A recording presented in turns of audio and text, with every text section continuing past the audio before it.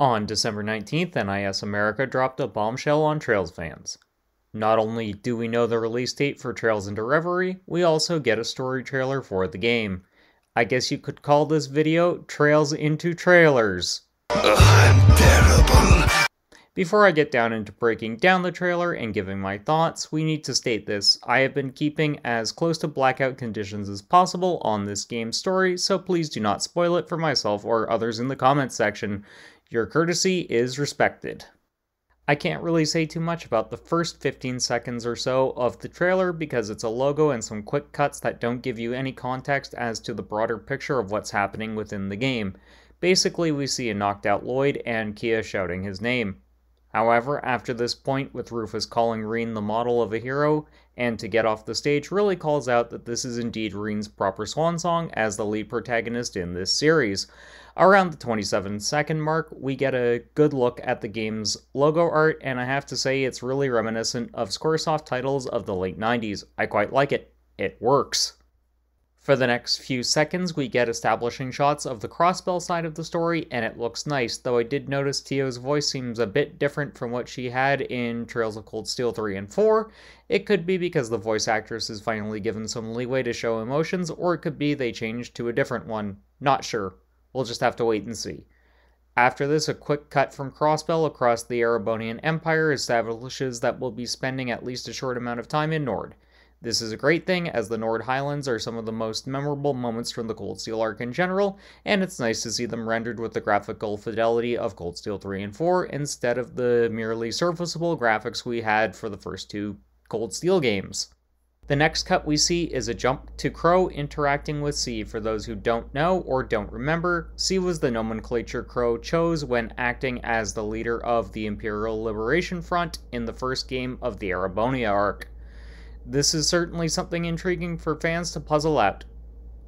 Though it is interesting that Falcom did spoil who C's actual identity is with the 40th anniversary merchandise. Overall, NIS America did a good job of establishing some intrigue as we see C and his team not long after. Also, longtime Falcom heads will know 2 of the 4 characters shown in this section of the trailer are from the 7 and 9 book series within the Trails universe. The next section shown in the trailer is the Trails to Walk aspect of the game.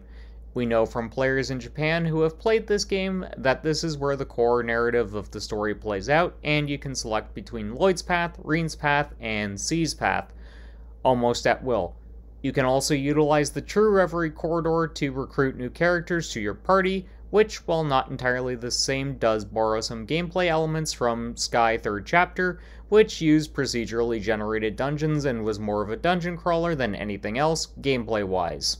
The Grand Master of Ouroboros is a shadowy figure that has long loomed over the Trails series. It seems we're finally seeing our first physical manifestation of her.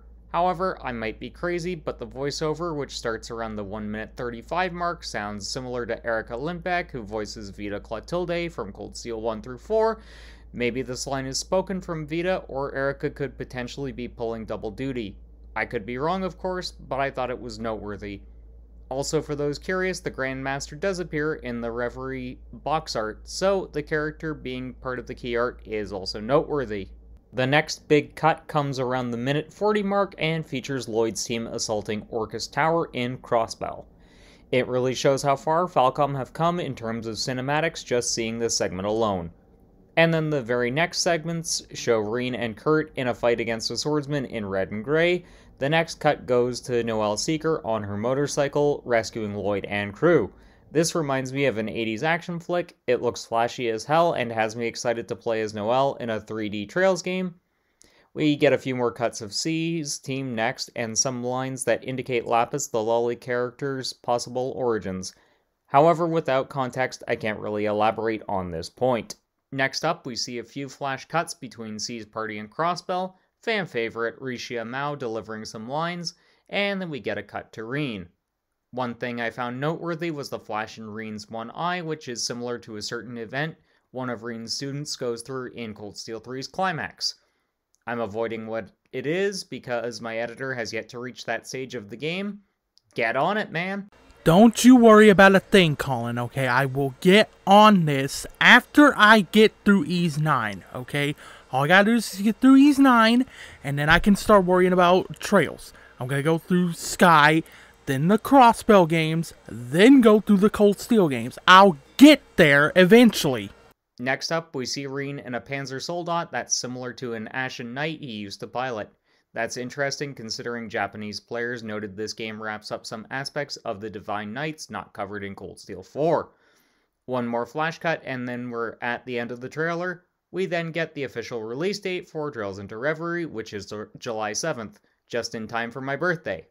After the final few flash cuts, we get the spoken lines of where one trail ends, another begins. This line, of course, sets up Kurono Kaseki.